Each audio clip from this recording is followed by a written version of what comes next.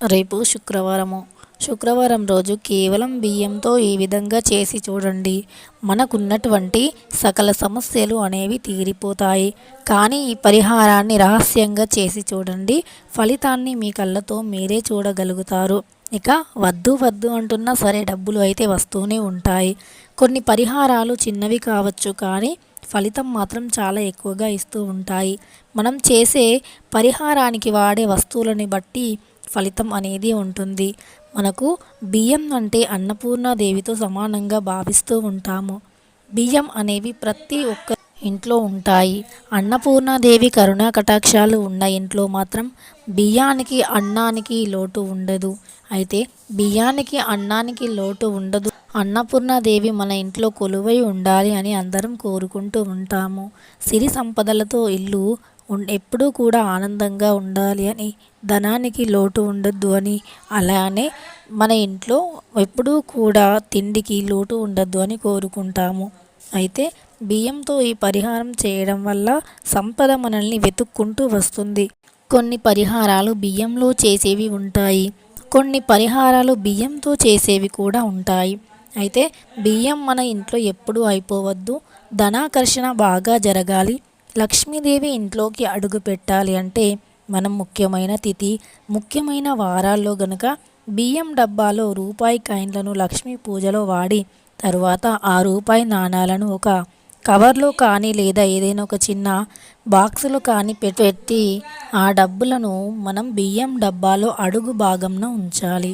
అలా చేస్తే ధనం అనేది ఆకర్షింపబడుతుంది. ధనం మన ఇంట్లోకి వస్తూనే ఉంటుంది.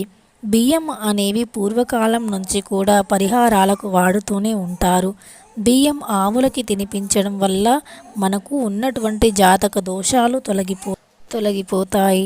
అంతేకాకుండా నిత్యం గోమాత పూజను చేసి గోమాత సేవను చేస్తే గనుక మనకు ఎంతటి తీరని కోరిక అయినా తీరిపోతుంది. అలాంటి వారి దరిదాపుల్లోకి కూడా పేదరికం అనేది రాదు. గోమాతలో 33 కోట్ల దేవతలు కొలువై ఉంటారు అని శాస్త్రం చెబుతుంది.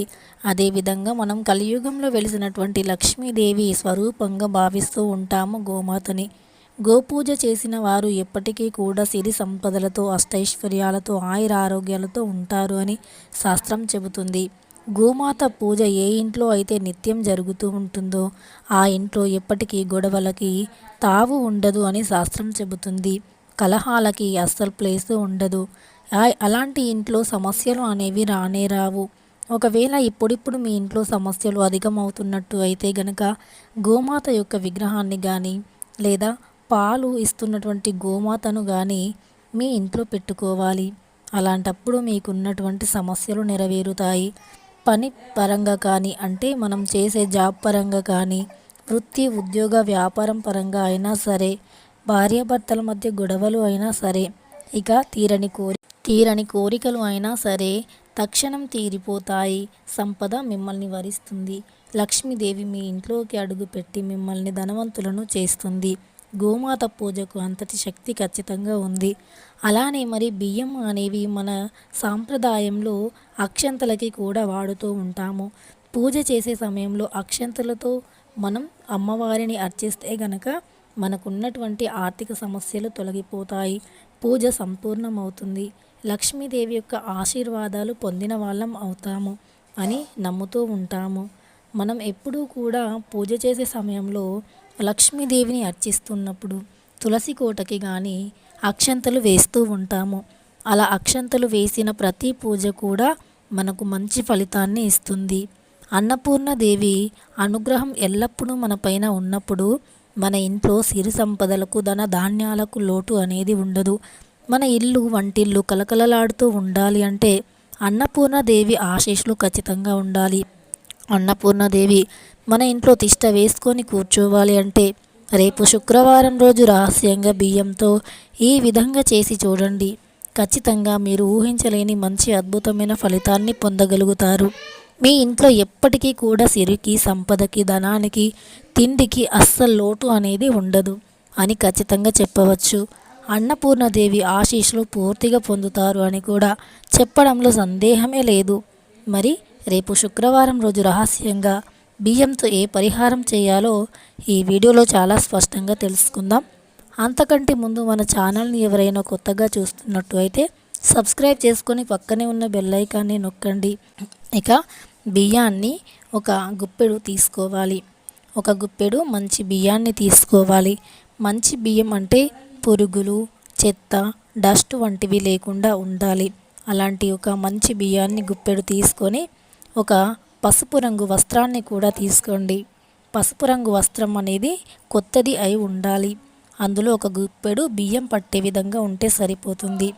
దానిని ఒక మూటలాగా కట్టండి. ఆ మూటను లక్ష్మీదేవి ఫోటో ముందు పెట్టండి.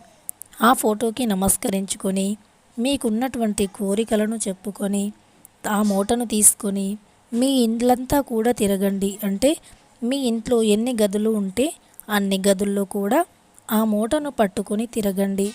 అలా తిరిగిన వెంటనే ఆ మూటను అలానే తీసుకొని వెళ్ళి ఏదైనా చెట్టు మొదట్లో పెట్టండి.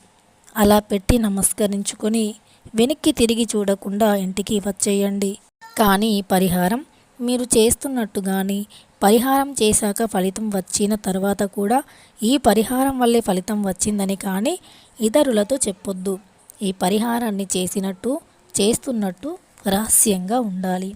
పరిహారాన్ని చేసే సమయంలో ఇతరులు చూడకూడదు.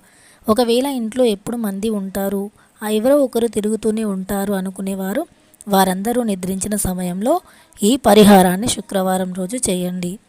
ఒకవేళ మిట్ట మధ్యాహ్నం అయినా సరే ఎవరు మీ ఇంట్లో ఉండరు అనుకునే సమయంలో ఈ పరిహారాన్ని చేస్తే ఇంకా మంచి ఫలితం అనేది వస్తుంది. రావాల్సినటువంటి ధనం వస్తుంది. ఆగిపోయి అక్కడే ఉండి ఎన్ని తిప్పలు పడినా రాని ధనం కూడా ఈ పరిహారం చేసిన మరుక్షణం నుండి రావడం మొదలవుతుంది.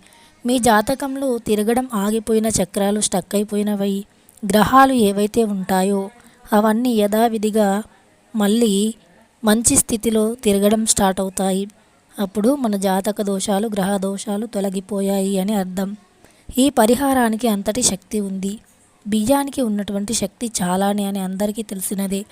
మనకు కొన్నిసార్లు దుష్టశక్తి ప్రభావం అనేది మన పైన పడినప్పుడు మనం బియ్యంలో కొంచెం పసుపుని కలిపి తింపి ఎవరూ తొక్కని ప్రదేశంలో వేస్తూ ఉంటాము. అలా వేయడం వల్ల తక్షణం మంచి ఫలితాన్ని కూడా పొందుతూ ఉంటాము. దుష్టశక్తి ప్రభావం అనేది తగ్గిపోతూ ఉంటుంది. అంతటి శక్తి కలిగినటువంటి బియ్యంతో రేపు శుక్రవారం రోజు రహస్యంగా ఈ పరిహారాన్ని చేసి చూడండి. అద్భుతమైన ఫలితంతో ఆనందంగా జీవించగలుగుతారు.